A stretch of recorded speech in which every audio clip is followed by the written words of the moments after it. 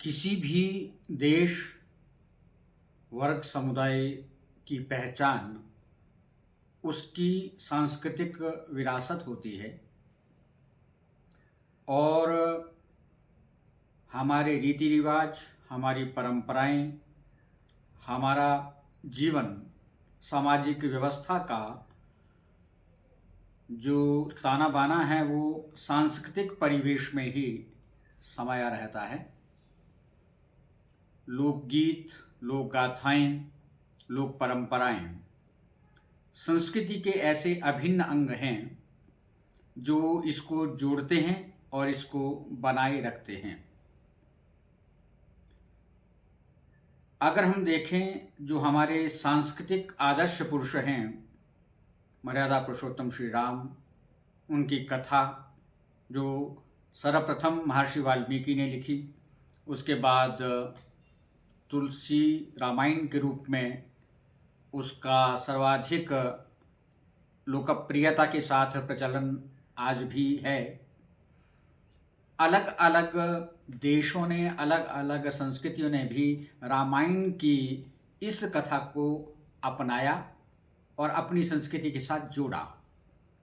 ऐसी ही विरासत हिमालय क्षेत्र के हिमाचल प्रदेश में भी प्रचलित है लोक रामायण के रूप में। लोक रामायण में रामायण की कथा, रामायण के विभिन्न पात्रों, विभिन्न प्रसंगों का गीतों में, गाथाओं में वर्णन है। संस्कार गीतों में, लोरियों में, लोक जीवन में, देव परंपरा में रामायण का प्रचलन भी है, प्रभाव भी है। रामायण को छोड़ करके किसी भी संस्कृति की कल्पना नहीं की जा सकती है, विशेषकर हिमाचल प्रदेश में। अगर आप कुल्लू जिला के निर्मंड आनी जनपद की बात करें तो वहाँ छाड़ी रामायण का प्रचलन है। शिमला जनपद में ठामरू और अन्य रामायण की गीतों का प्रचलन है। आप चंबा और कांगड़ा जनपद की बात करें तो वहाँ मुसाधा गायन और एंचली गायन के माध्यम से रामायण की कथा का पारंपरिक रूप से गायन होता है। इसी तरह से हिमाचल प्रदेश का कोई भी जिला हो, किन्नौर, लाहौल स्पीति, सिरमौर, सोलन, कांगड़ा, बिलासपुर, मंडी, सब जनपदों में रामायण का कोई ना कोई प्रसंग, कोई ना कोई कथा किसी ना किसी रूप में प्रचलित है।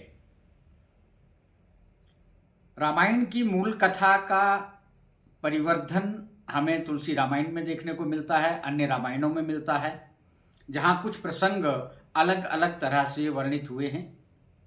ऐसे ही हिमाचल प्रदेश के लोक साहित्य में लोक रामायण के गायन की परंपरा में भी भिन्नता है। कुछ प्रसंग अलग रूप से वर्णित हुए हैं, लेकिन वे रामायण की मूल कथा से अलग नहीं देखे जा सकते हैं।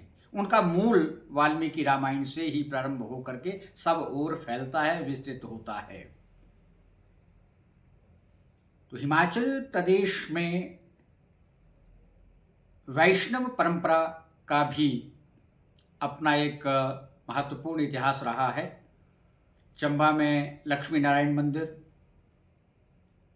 शिमला के रामपुर के नीरथ में सूर्य मंदिर और कांगड़ा के डमटाल में श्री राम गोपाल मंदिर और बहुत सारे हनुमान मंदिर, आप शिमला जाकू मंदिर, संकट मोचन की बात कर सकते हैं, या और जगहों पे जो रामायण परिवार के मंदिर अवस्थित हैं, पूजित हैं देवी देवताओं के रूप में। और सबसे बड़ा जो प्रत्यक्ष उदाहरण ऐतिहासिक है वो कुल्लू का श्री रघुनाथ का मंदिर, जो मूर्ति अयोध्या से ला करके वहाँ पर पूजित है और दुशहरे की परंपरा को आज भी कायम किए हुए है। तो हिमाचल प्रदेश में रामायण की ये भव्य परंपरा, लोक रामायण का गायन, लोक रामायण के गायन में विभिन्न शैलियों का प्रयोग, एक ऐसी विरासत है जो हिमाचल प्रदेश की संस्कृति को बहुत महत्वपूर्ण अनुकरणीय बना देती है और इसको अद्भुत महत्व प्रदान करती है।